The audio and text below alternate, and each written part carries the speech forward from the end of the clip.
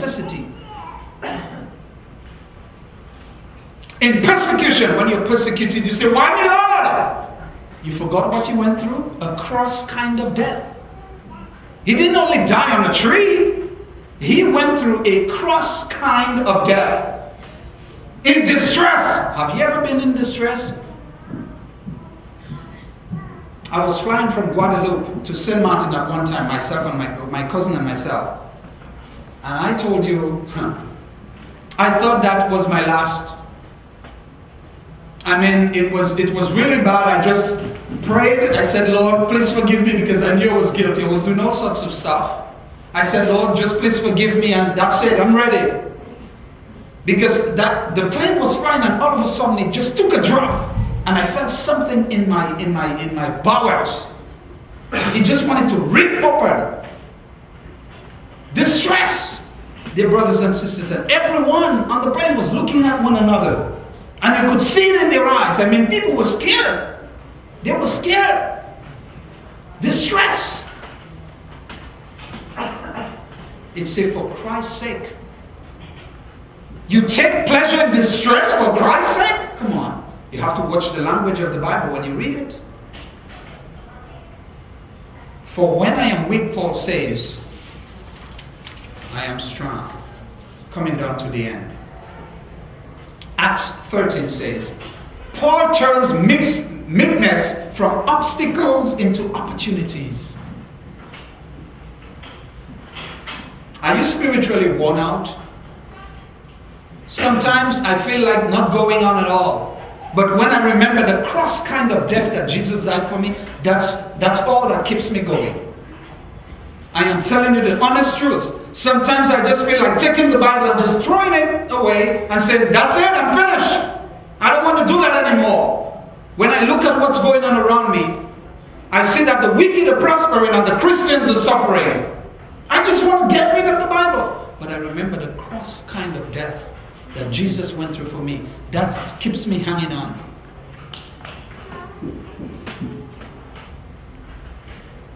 Are you always failing the first grade? It seems that there is your Delilah that you're fighting and you just can't get past it. Remember that Christ died a cross kind of death. Give it to Him. Give it to Him. Give it to Him. Are you in contempt of God's law and refusing to obey Him? Now is your time of reckoning. Are you struggling with your Delilah? Does your life have any zip in it? Sometimes you feel, man, I just don't understand. The way that I used to perform before coming to church, I used to be so much into it. Those days I just don't feel like it. Your life doesn't have any zip. The pep is not there. The strength is not there. Pray. Read the Bible. Study the Bible. Agonize with God. Are you just going through the motions? You just come to church and you check in and you check out, that's it? Because there is nowhere else to go, so you come to church. You're going through the motions, that's it. You're not coming because you love God, you're just coming because there is nowhere else to go. Are you professing rather than possessing Christ? That's the serious stuff. Some preacher called this cafeteria Christianity. I have been there many times into the cafeteria.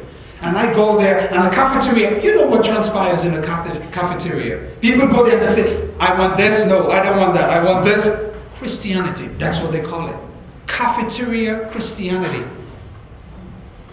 They ask you to do something in church and they say, no, I don't want that, this I want, that I want, that I don't want. That's cafeteria Christianity. If Jesus had done that, you know what would happen to you? Are your accomplishments greater than your weaknesses? Do you have it going? You don't need God anymore. Everything is all right. Wait.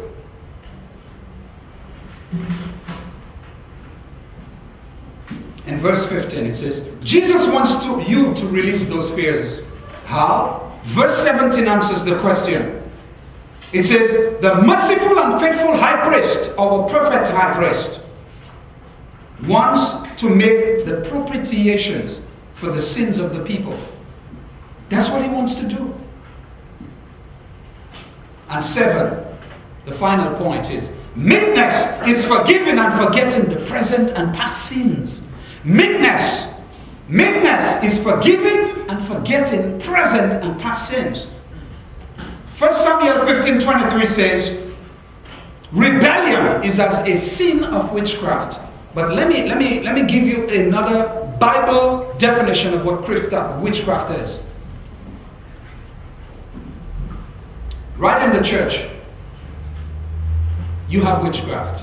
And you say, Brother Pearson, what are you talking about? Wait a minute. Let me tell you. When you and I refuse to forgive our sister or brother, isn't witchcraft a spell? What you actually doing is just saying, every time they do you something, say, you remember what you did to me? That's a spell. Hello? That's a spell. You're laughing? The Bible calls that witchcraft. Witchcraft is a spell that you keep someone under for preventing them from rising every time they do something to you. You remember what you did to me? That's witchcraft. That's witchcraft. 7. Let me go over it again. Witchcraft. Forgiving and forgetting the present and past sins. Matthew 6:14 and 15 says, if you forgive men their trespasses, your heavenly Father will do the same. But if you don't,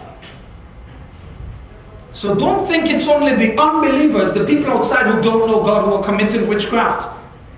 You get the new biblical definition of witchcraft. One of them, not only, there are many, one of them. Dear brothers and sisters, meekness, not weakness, is going to get you to heaven. That's the only thing. Hebrews 2 verse 70 says, the propitiation, making wrong right, to gain favor, to regain favor. That is what propitiation is all about. Jesus did that by dying a cross kind of death. He was meek, but he wasn't meek. Jesus was so meek, dear brothers and sisters, that Judas had to kiss him for the high priest to know who he was, who Jesus was. Think about that. That's meekness. He had to receive a kiss from Judas. That is meekness. He was meek, but he wasn't weak. The story is told in closing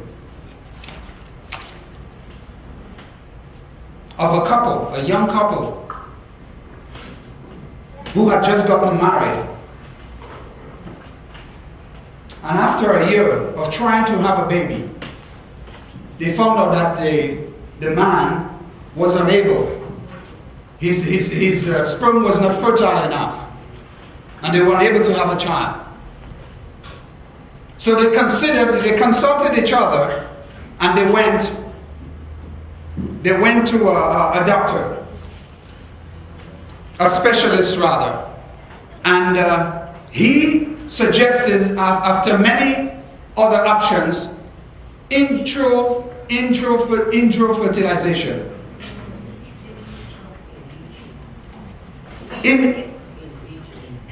In vitro fertilization. He suggested that. That was the last option. And so they did that. And the time came when everything was set, everything was prepared. And then finally, the wife rather, she brought forth 2 children. 2 girls. After they had moved into a new neighborhood because they wanted to start a brand new life together, they bought a brand new home with a backyard. And then the dad went out and he bought a nice little swimming pool, a little baby swimming pool. And every afternoon, when the sun was going down beyond the horizon, they would put the kids in there with water and have them play together when they grew up. But one day, something terrible happened. A gentleman who had moved into that area, because it was a very upscale area, he moved in and he had a pit bull.